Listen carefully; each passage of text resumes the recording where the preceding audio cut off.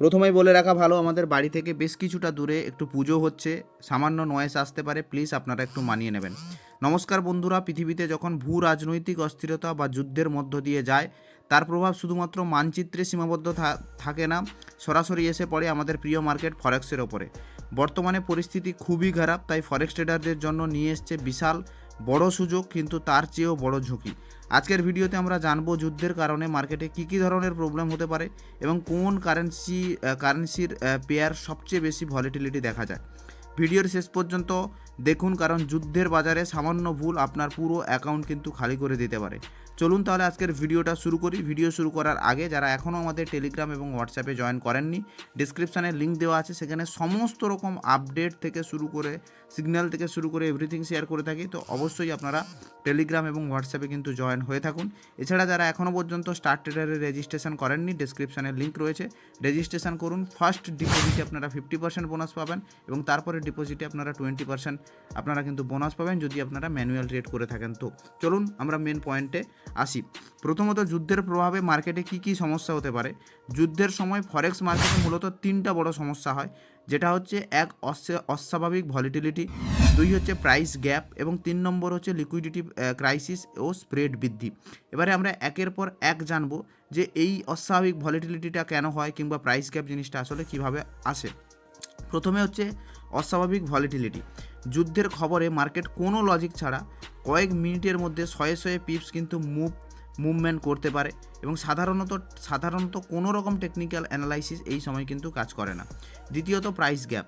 শনিবার রবিবার ছুটির পর সোমবার যখন মার্কেট খোলে, তখন যুদ্ধের নতুন খবরের কারণে বিশাল গ্যাপ দেখা যায় এবং আপনার স্টপ লস থাকলেও মার্কেট জাম্প করে আরও নিচে কিংবা আরও উপরে গিয়ে ক্লোজ দিতে পারে এবং আলটিমেট আপনার লস হয়। তিনি হচ্ছে লিকুইডিটি ক্রাইসিস বা স্প্রেড বৃদ্ধি। অনেক ব্রোকার এই সময় স্প্রেড বাড়িয়ে দেয়। এর মানে হলো আপনি যখন ট্রেড ওপেন করবেন তখন বড় ধরনের লস কিন্তু আপনার হতে পারে। এরপরে মূলত যেই পয়েন্টটায় আসবো সেটা কি না, যে কারেন্সিগুলির পেয়ারগুলি সবচেয়ে বেশি ভলিটিলিটি বা অস্থিরতা থাকে, সেই কারেন্সি পেয়ারগুলো আসলে কী এবং সেগুলো থেকে যতটা দূরে থাকা যায় কিংবা সেগুলোতে ট্রেড করলেও আপনাকে কী সাবধানতা অবলম্বন করতে হবে, সেটা আমরা আজকের এই ভিডিওর মাধ্যমে একটু জানার চেষ্টা করব। যুদ্ধের সময় সব কারেন্সি একভাবে চলে না, কিছু পেয়ার ঝড়ের মতো ভলিটিলিটি দেখায়। প্রথমত নিরাপদ আশ্রয়। যখন যুদ্ধ শুরু হয়, বিনিয়োগকারীরা ভয় পেয়ে তাদের টাকা নিরাপদ জায়গাতে সরাতে চায়। তাই ইউএসডিটি অর্থাৎ মার্কিন ডলার, জেপিওয়াই জাপানিজ জেন এবং সিএইচএফ সুইস ফ্র্যাঙ্ক প্রচুর শক্তিশালী হয়। যেমন এছাড়া হচ্ছে গোল্ড XAU এবং ইউএসডিটির পেয়ার আপনারা প্রত্যেকেই জানেন এই সময় কিন্তু রকেট গতিতে বাড়তে পারে, যেটা আপনারা নিজেদের চোখে আপনারা দেখেছেন। দ্বিতীয় হচ্ছে high risk pair. High risk pair কোনগুলো? যুদ্ধের সময় যুদ্ধের কারণে যেই পেয়ারগুলি হাই রিস্ক সেগুলি হচ্ছে ইউরো এবং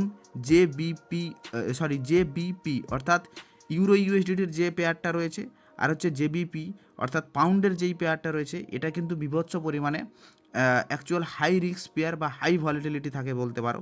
3 নম্বর হচ্ছে কমিউডিটি কারেন্সি। যুদ্ধ মানেই তেলের দাম বৃদ্ধি, তাই সিএডি অর্থাৎ কানাডিয়ান ডলার এর ওপরে প্রভাব পড়ে। বিশেষ করে ইউএসডিটি, সিএডি কিংবা ইউরো জেপিওয়াই পেয়ারগুলিতে ট্রেড করা এই সময় সব থেকে চ্যালেঞ্জিং কিন্তু বিষয়। আশা করি কোন পেয়ার আপনারা বুঝতে পারছেন এবং এইগুলি থেকে একটু দূরে থাকা আপনাদের এই সময় সবচেয়ে বড় বেটার। আচ্ছা, এরপরে আমরা আসি ট্রেডারদের জন্য বিশেষ সতর্কতা, অর্থাৎ এই সময় আপনারা যারা ট্রেড করবেন তাদের কি সতর্কতা নেওয়া ভালো। তাহলে এই পরিস্থিতিতে আপনি কিভাবে নিজেকে বাঁচাবেন, এখানে কিছু গোল্ডেন রুলস আছে, সেগুলি কি? প্রথমে পয়েন্ট নাম্বার 1, লেভারেজ কমান। যুদ্ধের বাজারে হাই লেভারেজ মানেই আপনার বলতে পারেন নিজের পায়ে নিজে কুড়োল মারছেন, তাই লিভারেজ কমিয়ে ট্রেড করুন। দ্বিতীয় নম্বর পয়েন্ট হচ্ছে stop loss must. Stop loss ছাড়া একটিও ট্রেড ওপেন করবেন না, তবে মনে রাখবেন গ্যাপের কারণে স্টপ লস কিন্তু স্লিপেজ হতে পারে। পয়েন্ট নাম্বার 3, নিউজ ফলো করুন। এই সময় চার্টের চেয়ে নিউজ বেশি শক্তিশালী। যুদ্ধের আপডেট না জেনে কোনো পজিশান হোল্ড কিন্তু করে রাখবেন না। তাতে যদি আপনার লস হয়, লস নিয়ে বেরিয়ে আসুন। তাতে যদি প্রফিট হয়, প্রফিট নিয়ে বেরিয়ে আসুন। অত্যাধিক বেশি সময় ট্রেড কিন্তু আপনারা ওপেন করতে যাবেন না। ছোট লট সাইজ, ভলিটিলিটি বেশি মানে লাভের সুযোগ বেশি। তাই ছোট লট সাইজ রাখলেও আপনি কিন্তু ভালো প্রফিট বের করতে পারবেন এবং আপনার ঝুঁকিও কিন্তু অনেকটা কম থাকবে। যুদ্ধ কারোর জন্য কাম্য নয়, তবে একজন ট্রেডার হিসাবে আপনাকে বাস্তববাদী হতে হবে। আবেগে পড়ে ট্রেড না করে মার্কেটের সেন্টিমেন্ট বুঝুন। মনে রাখবেন, যুদ্ধের বাজারে টিকে থাকা হলো আসল জয়।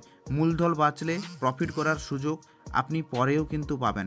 আজকের এই তথ্যগুলি আপনার ট্রেডিং প্ল্যান সাজাতে সাহায্য করলে ভিডিওটাকে অবশ্যই লাইক করুন, অন্যদের সাথে শেয়ার করুন।